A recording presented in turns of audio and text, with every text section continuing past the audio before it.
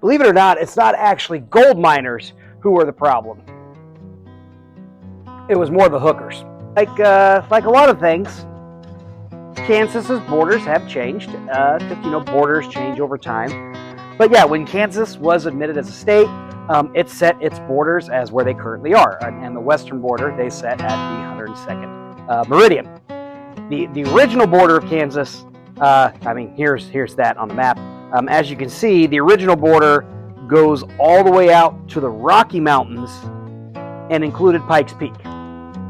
So now the question is, why didn't Kansas want to keep the mountains? Why did we get rid of those? And for lack of a better word, hookers. In 1858, gold is going to be discovered in Pikes Peak. With that, it's going to bring a gold rush to that area.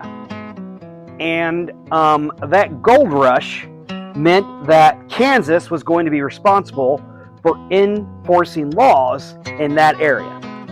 If we look at this map again, all the settlement in Kansas is in the eastern part of the state.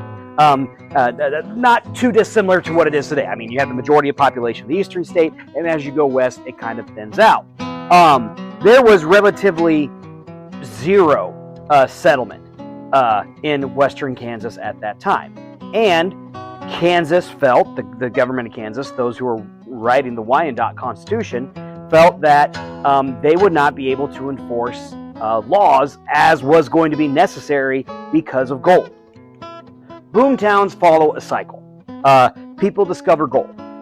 People quickly move to an area to get gold. The town explodes, and you have an entire economy around that. You have young men who have a lot of money and who are not responsible with that money.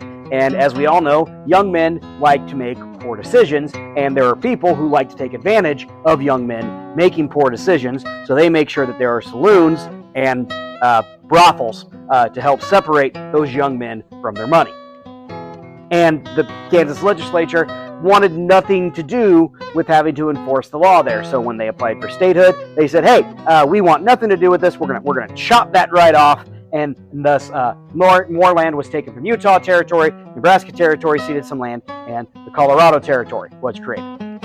So yes, because Kansas didn't want to try to enforce the law in a booming town and felt it would just be this lawless, desolate wasteland, and it was too far away for them to efficiently do it, they just said, yeah, no, we don't want to deal with the miners and the booze and the hookers. Have a great day, everybody. Peace.